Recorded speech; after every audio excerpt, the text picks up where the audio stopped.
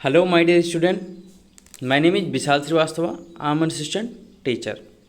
Welcome to my channel Vishal study room. हम लोग पीछे टेट के प्रीवियस ईयर पेपर का डिस्कशन कर रहे थे। 2011 का मैंने पर्यावरण मतलब इन्वायरमेंटल स्टडीज़ और उसके साथ साथ बाल मनोविज्ञान भी कवर कर लिया है। आई होप वो आपने देखा होगा और डेफिनेटली उसमें आपने कुछ नया सीखा होगा, यूनिक सीखा होगा। तो उसी का ये अगला सीरीज है, उसी के हम लोग आगे आज चलेंगे। Next previous year paper discuss करेंगे क्योंकि प्रीवियस ईयर पेपर बहुत ही इंपॉर्टेंट होता है, क्वेश्चन रिपीटेड होते हैं और इसका लेवल पता चलता है कि किस लेवल के क्वेश्चन किस ईयर में पूछे गए थे। चलिए बिना टाइम वेस्ट करते हुए हम लोग सेशन की शुरुआत करते हैं। फर्स्ट एक्चुअली ये टेट 2017 का पेपर है, टेट प्रीवियस ईयर पेपर 2017 बाल मनोविज्ञान पार्ट 1। हम लोग 2 पार्ट में डिस्कस करेंगे। पार्ट 1 में 15 क्वेश्चन और पार्ट 2 में भी 15 क्वेश्चन। आई होप आपको समझ आ गया होगा। चलिए शुरू करते हैं। आपका फर्स्ट क्वेश्चन है, निम्नलिखित में से कौन सा वृद्धि और विकास के सिद्धांतों से संबंधित नहीं है? मतलब कौन सा ऐसा ऑप्शन है जो वृद्धि और विकास के संबंधों के सिद्धांतों से संबंधित नहीं है? ऑप्शन आपका फर्स्ट है निरंतरता का सिद्धांत, वर्गीकरण का सिद्धांत, समन्वय का सिद्धांत, व्यक्तित्वता का सिद्धांत। अब आप लोग थोड़ा सा मैं 5 सेकंड का टाइम देता हूँ, आप लोग अपना आंसर टिक कीजिए। चलिए मैं आपको आंसर दिखाता हूँ। इसका आंसर क्या होगा? वर्गीकरण का सिद्धांत। क्यों? आइए मैं एक्सप्लेन कर देता हूँ। देखिए, निरंतरता तो विकास और वृद्धि का पहला ही सिद्धांत है। कोई भी बच्चा जब कोई चीज़ निरंतर होगी तभी उसका विकास और वृद्धि दोनों होगा। समन्वय मतलब कॉपरेशन का होना बहुत ज़रूरी है। व्यक्तित्वता मतलब पर्सनालिटी का भी इसमें होना बहुत ज़रूरी है। वर्गीकरण मतलब अलग अलग चीज़ों को डिवाइड करना, ये विकास और वृद्धि के सिद्धांतों से संबंधित नहीं है। आई होप आपको क्लियर होगा। चलते हैं नेक्स्ट क्वेश्चन पर। नेक्स्ट क्वेश्चन बहुत ही अच्छा है। यह आवश्यक नहीं है कि उच्च बुद्धि लब्धि वाले बच्चों में भी उच्च होंगे। मतलब उच्च बुद्धि लब्धि वाले बच्चे किस चीज़ में, यहाँ डैश करके है, किस चीज़ में उच्च होंगे? सृजनशीलता में, अध्ययन में, विश्लेषण करने में, अच्छे अंक प्राप्त करने में। तो आपको मैं बता दूं कि उच्च बुद्धि लब्धि वाले बच्चों में डैश उच्च होंगे, कोई यह आवश्यक नहीं है। देखिए, उच्च बुद्धि लब्धि किसकी हो सकती है? जो सृजनशील हो, जो अध्ययन में अच्छा हो, जो विश्लेषण कर सकता हो, जो अच्छे अंक प्राप्त करता हो। लेकिन मैं आपको ये बता दूं कि इसमें सृजनशीलता मतलब कोई नई चीज़ खोजने के प्रति हो सकता है वो इंटरेस्टेड हो या ना हो। उच्च बुद्धि लब्धि वाला बालक हो सकता है नई चीज़ों को खोजने में इंटरेस्टेड हो या ना हो। तो इसलिए इसका आंसर क्या? वो एक्चुअली वो अध्ययन करेगा, पढ़ेगा, तभी तो हमें पता चलेगा। हमारे क्वेश्चन का विश्लेषण करके आंसर देगा, तभी हमें पता चलेगा कि वह बालक कैसा है, इस पर वो उच्च बुद्धि लब्धि वाला है। और वहीं अच्छे अंक प्राप्त करेगा एग्जाम में, तो भी हमें इससे पता चलेगा। लेकिन सृजनशीलता के बारे में हम नहीं कह सकते। हो सकता है वह सृजनशील हो और हो सकता है वह सृजनशील ना हो। सृजनशीलता का मतलब, तो आपका यहाँ करेक्ट आंसर सृजनशीलता। सृजनशीलता का मतलब है वो खुद से खोजकर नए नए कामों को करने लगे। तो कोई ये आवश्यक नहीं है कि बच्चा अगर कोई उच्च बुद्धि लब्ध वाला है तो सृजनशील भी हो। आई होप आपको क्वेश्चन नंबर 2 क्लियर होगा। चलते हैं नेक्स्ट क्वेश्चन पर। नेक्स्ट आपका क्वेश्चन है, उदाहरण, निरीक्षण, विश्लेषण, वर्गीकरण, नियमीकरण निम्नलिखित में से किस विधि के सोपान हैं? मतलब ये जो 4 चीज़ें हैं, 5 चीज़ें हैं, उदाहरण, निरीक्षण, विश्लेषण, वर्गीकरण, नियमीकरण, ये किस विधि में आते हैं? निगमन विधि में, आगमन विधि में, अंतर्दर्शन विधि में और बहिर्दर्शन विधि में। आप लोगों ने आई होप ये विधियाँ पढ़ रखी होंगी जो कि बहुत इंपॉर्टेंट है। चलिए मैं आपको आंसर बताता हूँ। आंसर इसका होगा आगमन विधि। क्या होगा? आगमन विधि। ये आगमन विधि आपको लर्न करना पड़ेगा, इसका कोई और ऑप्शन नहीं है। मतलब इसका आंसर क्या होगा? आगमन विधि। चलते हैं नेक्स्ट क्वेश्चन पर। क्वेश्चन नंबर 4, बाल मनोविज्ञान का क्षेत्र है, मतलब बाल मनोविज्ञान किस क्षेत्र से शुरू होने लगता है? बच्चे किस अवस्था से बाल मनोविज्ञान के क्षेत्र में आने लगते हैं? पहला ऑप्शन, केवल शैशवावस्था की विशेषताओं का अध्ययन, केवल गर्भावस्था की विशेषताओं का अध्ययन, केवल बाल्यावस्था की विशेषताओं का अध्ययन, गर्भावस्था से किशोरावस्था की विशेषताओं का अध्ययन। चलिए हम क्वेश्चन थोड़ा सा एक्सप्लेन कर देते हैं। केवल शैशवावस्था की विशेषताओं का अध्ययन तो इसमें नहीं करते हैं, ये आप लोग ऑलरेडी जानते होंगे। सिर्फ हम शैशवावस्था की विशेषताओं का अध्ययन इसमें नहीं करते हैं, ये तो आपका गलत हो गया। दूसरा, केवल गर्भावस्था की, ये भी गलत है। केवल सिर्फ एक ही का हम नहीं करते, केवल बाल्यावस्था का, ये भी गलत है। एक्चुअली हम इसमें गर्भावस्था से लेकर किशोरावस्था तक की विशेषताओं का अध्ययन करते हैं। चलिए मैं आपको आंसर दिखा देता हूँ। ये हम लोग गर्भावस्था से लेकर किशोरावस्था तक की सारी विशेषताओं का अध्ययन बाल मनोविज्ञान में करते हैं। आई होप आपको समझ आया होगा। चलते हैं क्वेश्चन नंबर 5 पर। छात्र में रुचि उत्पन्न करने की कला है। देखिए, छात्र में रुचि उत्पन्न करने की कला क्या है? पहला, शिक्षण हो सकता है, सहानुभूति तो नहीं हो सकता। सहानुभूति मतलब जब कोई गलती करे तो क्षमा कर देना, ऐसा तो होगा नहीं। समष्ट भी नहीं होगा, प्रेरणा हो सकता है। अब देखिए, शिक्षण के माध्यम से हम रुचि उत्पन्न कर सकते हैं, लेकिन कैसे? जब उसका शिक्षण में मन ही नहीं लग रहा, वो पढ़ना ही नहीं चाहता, तो कैसे रुचि उत्पन्न कर सकते हैं? इसका मतलब ये भी ऑप्शन कुछ हद तक सही नहीं है, लेकिन ये प्रेरणा आपका 100% सही है। क्यों? क्योंकि जब आप उसे किसी कहानी के माध्यम से, किसी स्टोरी के माध्यम से, अपने माध्यम से उसे प्रेरित कर देंगे, तब वो रुचि लेना शुरू कर देगा, उसे कोई रोक नहीं पाएगा। तो योर आंसर इज 4th, प्रेरणा। मैं आपको दिखा देता हूँ, आपका आंसर क्या है? प्रेरणा। आई होप आपको समझ आया होगा। चलते हैं नेक्स्ट क्वेश्चन पर। निम्नलिखित में से कौन सा एक सही क्रम है? अब ये आपको याद होना चाहिए। अंडाणु, शुक्राणु, ब्लास्टोसिस्ट युग्मज, ब्लास्टोसिस्ट अंडाणु, शुक्राणु युग्मज, ब्लास्टोसिस्ट युग्मज, युग्मनज, अंडाणु शुक्राणु युग्मनज, ब्लास्टोसिस। अब इसमें जनरली आंसर क्या होता है? सबसे पहले आप ये जान लीजिए, पहले इसमें क्या होता है। अब देखिए, बेसिकली तो इसमें सबसे पहले अंडाणु ही होता है, तो ये ऑप्शन आपका एलिमिनेट हो गया, ये भी आंसर आपका एलिमिनेट हो गया। हो सकता है ये आंसर, हो सकता है ये, क्योंकि सबसे पहले क्या होगा? अंडाणु होगा, फिर इसमें शुक्राणु इंटर करेगा, तो अब दूसरा क्या होगा? शुक्राणु यहाँ भी है, यहाँ भी है। अब देखिए, युग्मनज बनेगा पहले कि ब्लास्टोसिस होगा? तो मेरे ख्याल से पहले क्या होगा? युग्मनज होगा, जो आपको पता होना चाहिए। पहले क्या होगा? युग्मनज। इसलिए आंसर आपका क्या हो गया? आंसर नंबर 4, ऑप्शन नंबर 4 आपका सही आंसर। आंसर नंबर 4 आपका सही आंसर। अब देख लीजिए, अंडाणु, शुक्राणु, युग्मनज और ब्लास्टोसिस्ट, मतलब पहले अंडाणु होता, फिर इसमें शुक्राणु प्रवेश करता, फिर युग्मनज बनता और फिर ब्लास्टोसिस्ट होता है। तो आपका answer number 2, option number 4 correct है। चलते हैं नेक्स्ट क्वेश्चन पर। क्वेश्चन नंबर 7 नेक्स्ट आपका है, कोहलबर्ग के अनुसार किस अवस्था में नैतिकता बाह्य कारकों द्वारा निर्धारित होती है? किस अवस्था में जो नैतिकता हमारी होती है वो बाहर के लोगों पर निर्धारित हो जाती है, बाह्य कारकों पर? पूर्व पारंपरिक अवस्था, पारंपरिक अवस्था, पाश्चात्य पारंपरिक अवस्था, उपरोक्त में से कोई नहीं। अब बताइए, पूर्व पारंपरिक अवस्था पर या पारंपरिक अवस्था पर कब जो है नैतिकता हमारी बाह्य कारकों पर निर्भर कर जाती है? तो ये पारंपरिक अवस्था पर होती है। कब? पारंपरिक। कब होती है? पारंपरिक। ये आपको पता होना चाहिए। इसका आंसर क्या होगा? पारंपरिक अवस्था। क्या होगा? पारंपरिक। Answer number B. I hope आपको समझ आया होगा। चलते हैं नेक्स्ट क्वेश्चन पर। इसका आंसर क्या हो गया? पूर्व पारंपरिक अवस्था। एक्चुअली इसमें वो पूर्व पारंपरिक अवस्था। देखिए, मैं आपको एक्सप्लेन कर देता हूँ। मैंने यहाँ पारंपरिक अवस्था बताया, क्यों पूर्व पारंपरिक अवस्था हो गई है। देखिए, जो किस अवस्था में नैतिकता बाह्य कारकों द्वारा निर्धारित होती है, तो पूर्व पारंपरिक अवस्था में क्या होता है, आपकी जो नैतिकता होती है वो आपके माता पिता से रिलेट करती है। किससे?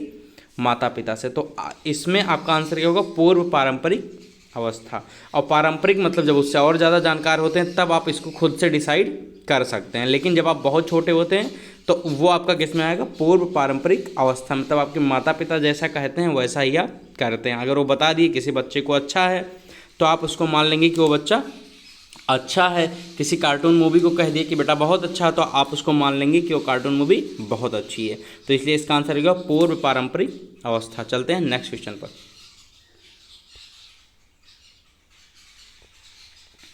फ्रायड के अनुसार ग्रहण किए या सीखे हुए तथ्यों को धारण करने या पुनः स्मरण करने की असफलता को विस्मरण कहते हैं। विस्मरण का अर्थ है किसी समय प्रयत्न करने पर भी किसी पूर्व अनुभव का स्मरण करने या पहले की सीखी हुई किसी क्रिया को करने की असफलता।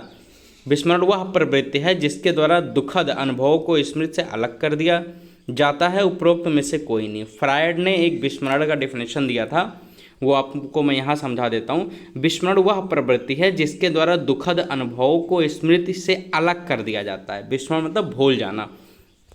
कोई आपके साथ ऐसी घटना हुई हो जो दुखद हो तो आप उसको विस्मरण कर दीजिए, मतलब भूल जाइए। मतलब आपका आंसर कौन सा हो जाएगा?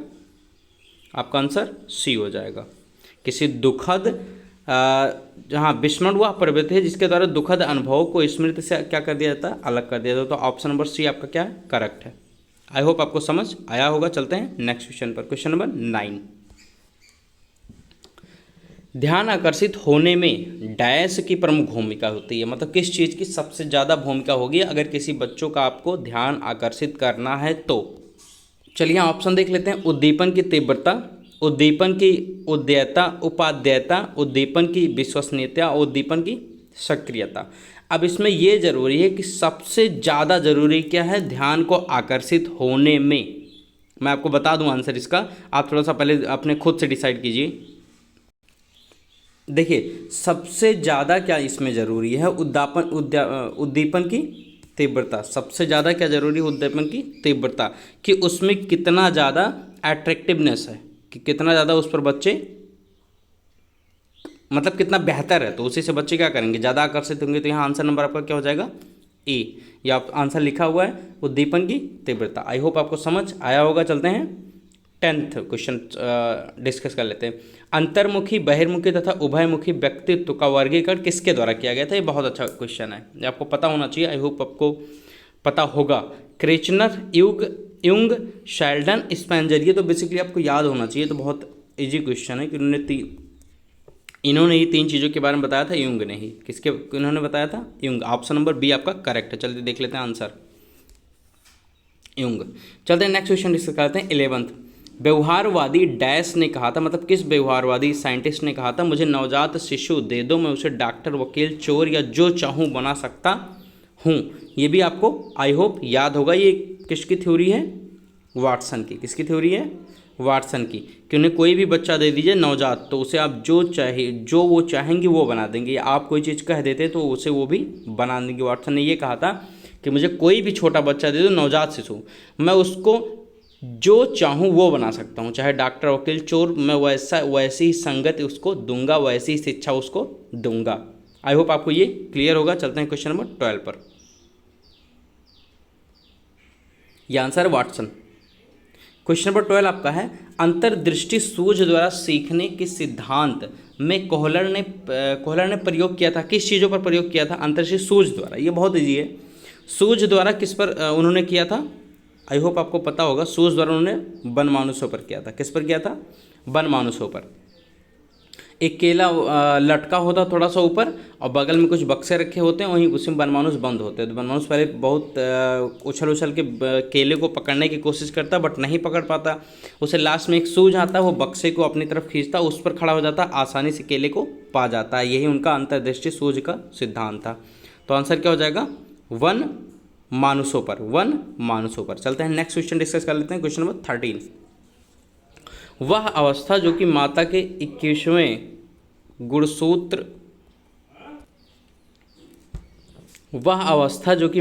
21वें गुणसूत्र जोड़े के अलग ना हो पाने के कारण होती है, कहलाती है। 21वें गुणसूत्र का अगर जोड़ा अलग नहीं होता माता से बच्चे का, तो क्या कहलाता है? ये आपका इसमें ऑप्शन दिया, down syndrome, Klinefelter syndrome, Turner syndrome और विल्सन सिंड्रोम। तो आपका आंसर होगा डाउन सिंड्रोम। डाउन सिंड्रोम बच्चों में ये जो डिजीज होती है वो कब होती है? जब जो 21वां गुणसूत्र होता है माता का, बच्चों का माता से अलग नहीं होता, या माता द्वारा गुणसूत्र का अलग ना होने की क्रिया से जो डिजीज होती है, जो बीमारी होती है, उसे हम क्या कहते हैं? Down syndrome. आई होप आपको क्लियर हुआ होगा। चलते हैं नेक्स्ट क्वेश्चन पर। Question number 14। Question number 14। वह मापनी जिसमें अंतराल मापनी के समस्त गुण के साथ परम शून्य भी हो कहलाती है। नामित मापनी, क्रम सूचक मापनी, अंतराल मापनी, अनुपात मापनी। मतलब वह मापनी जिसमें अंतराल मापनी के समस्त गुण के साथ परम शून्य भी हो, मतलब उसमें परम शून्य भी हो। मतलब एक ऐसा मापन यंत्र जिसमें परम शून्य भी हो, वो क्या कहलाता है? नामित मापनी, क्रम सूचक मापनी, अंतराल मापनी, अनुपात मापनी। तो उसे हम क्या कहते हैं? अनुपात मापनी। उसे हम क्या कहते हैं? अनुपात मापनी। उसे हम कहते हैं अनुपात मापनी। ये आपको लर्न होना चाहिए, तभी आप ये कर पाएंगे, क्योंकि इसमें कोई ट्रिक नहीं चलेगा। भले ये बाल मनोविज्ञान का क्वेश्चन, लेकिन कुछ चीज़ें इसमें आपको लर्न होनी चाहिए, तभी आप उसका आंसर कर पाएंगे। और कुछ चीज़ों में आपकी लॉजिकल थिंकिंग अच्छी होनी चाहिए, तार्किक क्षमता आपकी अच्छी होनी चाहिए, जिससे आप सोच कर वो आंसर दे सकते हैं। तो चलते हैं आज के सेशन का नेक्स्ट क्वेश्चन हम लोग डिस्कस कर लेते हैं 15। विकास की किस अवस्था में बुद्धि का अधिकतम विकास होता है? ये बहुत जरूरी है। विकास की किस अवस्था में बुद्धि का अधिकतम विकास सबसे ज़्यादा कब होता है? बाल्यावस्था में, शैशवावस्था में, किशोरावस्था में, प्रौढ़ावस्था में। तो देखिए मैं 2-3 चीज़ आपका वैसे एलिमिनेट यहाँ से कर दूंगा। देखिए सबसे पहले आपका बाल्य, देखिए प्रौढ़ावस्था में तो नहीं होता, प्रौढ़ावस्था में तो सब बहुत ज़्यादा बड़े हो गए आप। दूसरी चीज़ शैशवावस्था, बिल्कुल बच्चे हैं, तो इसमें बहुत ज़्यादा तो विकास नहीं होगा। अब देखिए आपका आंसर बचता बाल्यावस्था या किशोरावस्था। लेकिन ये बताइए, क्या बाल्यावस्था में आप हर जगह घूमने जाते हैं क्या अपने मन मर्जी से, या किसी से आप बातचीत कर सकते हैं? नहीं, आपको डर होता है। लेकिन एक किशोरावस्था में आप थोड़ा सा फ्री फील करते हैं, आप कहीं भी जाते हैं तो वहाँ पर आप उस चीज़ के बारे में पता करते हैं, सारी चीज़ जानकारी लेते हैं। तो सबसे ज़्यादा अगर मैं कहूँ विकास होता है बुद्धि का, तो वो होता है किशोरावस्था में। किस में होता है? किशोरावस्था में। आई होप आपको समझ आ गया होगा। बाल्यावस्था में क्यों नहीं होता? क्योंकि आप बाल्यावस्था में बच्चों से ही मिलते हैं, उसके आगे आप किसी से मिलते नहीं हैं। लेकिन ये किशोरावस्था में आप बच्चों के साथ साथ बड़ों से भी मिलना शुरू कर देते हैं। इसीलिए सबसे ज़्यादा बुद्धि का विकास आपका कब होता है? किशोरावस्था में। आई होप आपका क्वेश्चन नंबर 15 क्लियर होगा। यहाँ आप अपनी तर्क से, लॉजिक से इसको कर सकते हैं। तो पहले आप एलिमिनेट कर लीजिए। एलिमिनेट का मतलब जो उत्तर नहीं हो सकता उसको तो हटा ही दीजिए। अब शैशवावस्था में बच्चा बहुत छोटा है, प्रौढ़ावस्था में बच्चा बहुत बड़ा हो गया, मतलब बच्चा क्या बूढ़ा हो गया है, तो ये दोनों तो वैसे एलिमिनेट हो जाएंगे। ये दोनों क्या हो जाएंगे? पहले ही गलत हो जाएंगे। अब बचा बाल्यावस्था, किशोरावस्था। आप सबसे ज़्यादा एक्टिव कब होते हैं? मतलब सबसे ज़्यादा लोगों से मिलना, समाज में निकलना, स्कूल से ज़्यादा जुड़ना कब होता है? किशोरावस्था में। सबसे ज़्यादा बुद्धि का विकास भी क्या होगा आपका? किशोरावस्था में होगा। आई होप आपका ये ऑप्शन क्लियर होगा। चलते हैं नेक्स्ट क्वेश्चन में। लेकिन आज के सेशन का ये लास्ट क्वेश्चन था, क्योंकि मैंने बताया था 15 क्वेश्चन का सेशन रहेगा, बहुत बड़ा नहीं करेंगे।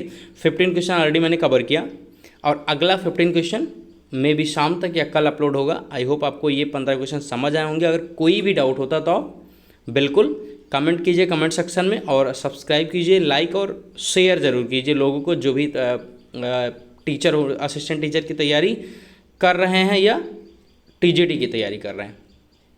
और मैं आपको बता दूं कि आप अपनी तैयारी जारी रखिए, क्योंकि कब फॉर्म भरना शुरू कर दें, कब नोटिफिकेशन जारी कर दें, तब टाइम आपके पास 2 ही 3 महीने का रहेगा, तब आप उतने बेहतर तैयारी नहीं कर सकते हैं। तो अभी आप अगर ये नेतागिरी में बाझेंगे या नेता बनने के चक्कर में होंगे, तो आपका बहुत बड़ा नुकसान होने वाला है, क्योंकि उन्हीं लोगों का सिलेक्शन नहीं हुआ अभी पिछले उसमें। और जिन लोगों ने अपनी पढ़ाई जारी रखी थी उस धरने और वो फालतू चीज़ों के दौरान, उन्हीं लोगों का सिलेक्शन हुआ है। क्योंकि आपको पता होगा पास 1,46,000 लोग हुए थे, लेकिन सिलेक्शन 67,000 लोगों का ही हुआ है। तो ये आप बिल्कुल ध्यान दीजिएगा कि इन ट्विटर के चक्कर में आप बिल्कुल सब कीजिए, लेकिन उसके साथ साथ अपनी पढ़ाई भी जारी रखिएगा। नहीं तो पता चलेगा कि आप पॉलिटिक्स में इतना आगे निकल गए, मतलब ट्विटर इतना ज़्यादा ट्वीट कर दिए हैं कि सब कुछ आपने किया, लेकिन आपका सिलेक्शन ही नहीं हुआ। मतलब एटलीस्ट क्या होगा, एट लास्ट क्या होगा कि आपने वो सारे काम किए, धरना दिया, ट्वीट पर एक मुहिम छेड़ी, और हर जगह आपने वो किया, और लास्ट में आप ही सिलेक्शन से वंचित रह गए, क्योंकि आपने उस दौरान पढ़ाई नहीं की, आप सिर्फ यही काम करते रह गए। तो इससे आपका बहुत ज़्यादा नुकसान होगा। तो आप उसको कीजिए और साथ साथ अपनी तैयारी जारी रखिए। तो आई होप आपको समझ आया होगा। खुश रहिए, मस्त रहिए, और thank you. This is Vishal Shrivastava signing of.